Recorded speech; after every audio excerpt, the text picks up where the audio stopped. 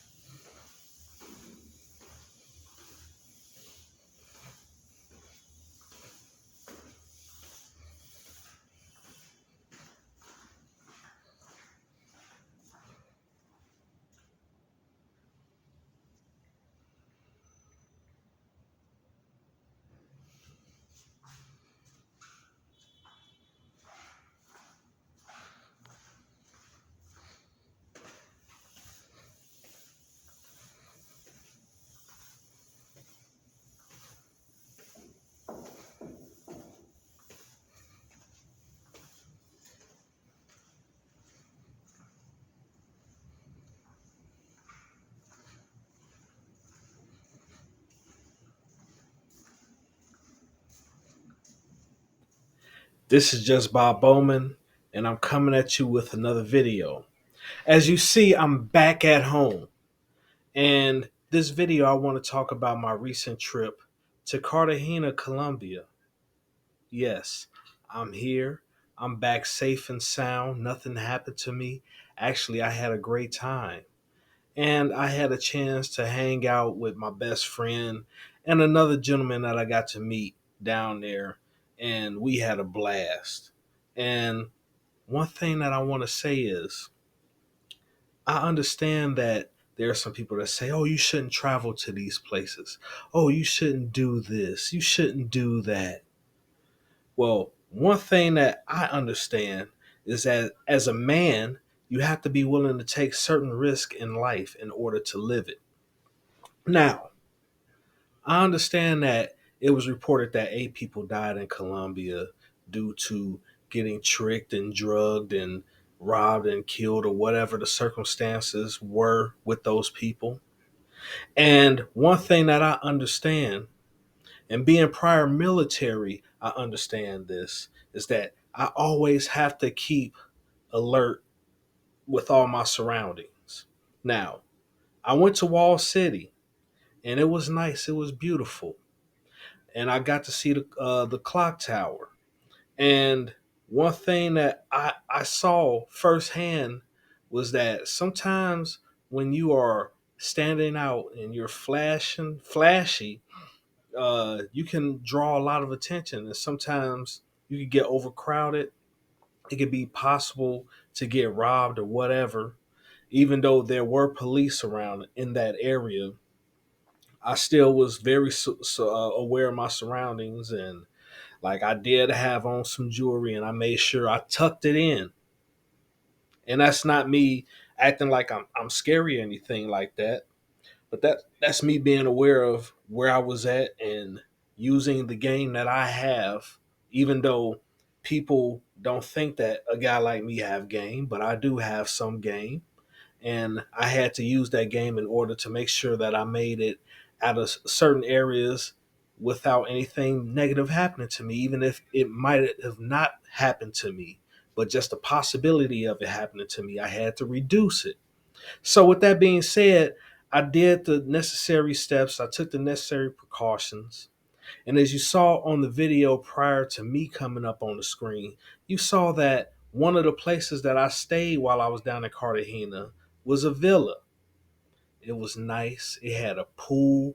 It had a dock where the boats could be docked at. It was 3 floors.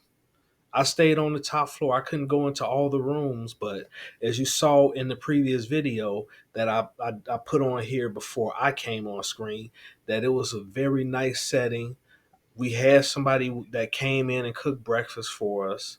I had pancakes, scrambled eggs, and chicken sausage, and it was good, you know. So like I cannot, and I don't want to get into like my dating situation that was down there because that's personal and that's something that I'm gonna hold to my heart. If things change in my life, I will be the first to put it up here. But at this current time, I'm still single, and once that changes, I will let it be known. But until then, I'm just doing my own thing. And the people, even though they were all trying to get as much money out of me, they were still friendly. They were still respectful. I enjoyed the beaches out there. I enjoyed some of the restaurants. Like some of the food wasn't that good, but then I ran into some restaurants where the food was excellent. And it was just a really nice experience overall.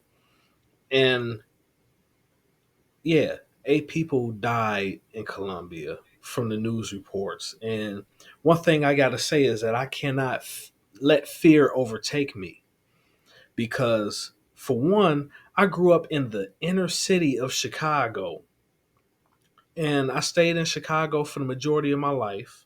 I had a brief period where I was in the military where I was outside of Chicago, but then I came back and I lived even longer. And the last place that I lived was on 70th and Chappelle. And anybody that let you know about 70th and Chappelle or 71st and Chappelle, because I stayed in between 70th and 71st, anybody that let you know about that block on the southeast side of Chicago, they'll let you know the history of that block. And the last 3 years that I stayed on that block, 5 people got killed. That means that I was at a risk of just walking out of my apartment of where I stayed at and getting shot. Thankfully, nothing ever happened like that, even though one day I did get shot at with paintballs from somebody doing drive-by paintball shooting. But they didn't hit me. I dodged and ducked. I thought somebody was actually shooting me, but it turned out that it was not that. But going through those situations, me being scared of going into another country, it makes no sense. Now, are we going to have fears and things like that? Yes, we are. But like my father said, fear is the mind killer, and you have to be able to face certain situations, even if it seems unpleasant. And so I decided to just experiment and see what happens to me, and let whatever happen happen. And I had a good time. And one thing that I did that saved me. And I'm going to share this advice for the youngsters out there because I'm a first year millennial. I'm 42 years old. So, me being a first year millennial, I've lived life a little bit. So, I understand certain things. And one thing I do is that I take advice from people that have traveled a similar path that I'm going on. Like, I have a best friend who's done a lot of traveling. I did a video with him recently. Actually, I did two videos with him on here recently. He goes by International J. Now, when I when the advice that he gave me, one was to stay off the dating apps when I'm down there. So I stayed off the dating apps. I got friendly with the locals. They got to know me. They introduced me to people or women that they probably think that I would like or that would like me. And if things happen, they happen. If not, oh well. And that was the safest way to go about things. And also, not to break the law. Not to break the law. Enjoy yourself. Even if you're not swimming in women like you would like to, it's better to just enjoy the time that you're there. Enjoy that moment because I'm in Chicago. Well, I'm in the suburbs of Chicago. And in the wintertime, it was extremely cold here. As a matter of fact, the day after I left here, it had dropped to below zero temperatures here. So it was like I left for vacation right on time. And with that being said, I enjoyed it. It was a good experience. It was a good time. And I just knew what to do and what not to do. And I took the advice of people that's done it. I wouldn't let certain bloggers that try to discourage other people from going overseas and traveling and enjoying their lives uh, that say you shouldn't do it. I wouldn't let them stop me, especially the women that dislike the so-called passport bros. Like, I heard what some of the women had to say, like Tanya TKO, and I'm not dissing her and I'm not putting her in a bad light, but she isn't a man. She doesn't know what she needs to do as far as being a man and protecting themselves overseas. So she cannot give me advice. And I understand that a lot of women, some of them are doing it in order to mock the men that they don't like or they don't desire, and they want to make it seem like no matter where those type of men go, that they're going to get the same treatment, even worse. But then you got a few women that actually are concerned about those men and actually do care about them and actually do care about their safety. And one thing that I have to say to those women is that if a man is unable to protect himself, how do you expect that man to be able to protect and do what he needs to do for his family? You see what I'm saying? So, if that man can't protect himself, he doesn't need to even be involved in a relationship. If that man can't provide for himself, he doesn't need to be in a relationship. If he's not able to do any provisions for himself, he shouldn't be in a relationship with anybody else because the buck stops with that man first. That man has to be able to protect, provide, and do provision for himself before he can even think about being in a relationship with somebody else. And he has to have game. That's knowledge on what to do and what not to do. And like I said earlier, people get charisma mixed up with game. Game is knowledge. Charisma is something that you use to influence and get things the way that you want in life. Certain people are oozing charisma. They're very charismatic. Some people are not, but they have a lot of knowledge that they use in order to maneuver in life. Like, I know I'm not that popular. I see my count, my view count on YouTube, and majority of my videos are in the double digits. I got a couple that's in the single digits. The most views that I've had is the one that I did for the very first time when I talked about my first experience going to the DR. And that's okay. But as long as I'm able to come up here and say what it is I need to say, I'm just going to do that. But with that being said, have safe travels if you go overseas. Make sure that you save up enough money so if you go into unexpected situations, you're able to cover your ass. I had an unexpected situation. One of my flights got canceled, and I had to rebook, and it cost more money, a few hundred more dollars than what I was expecting to pay. But hey, I had the extra money in hand to take care of the situation because things like that happen. So be prepared, be wise, be cautious.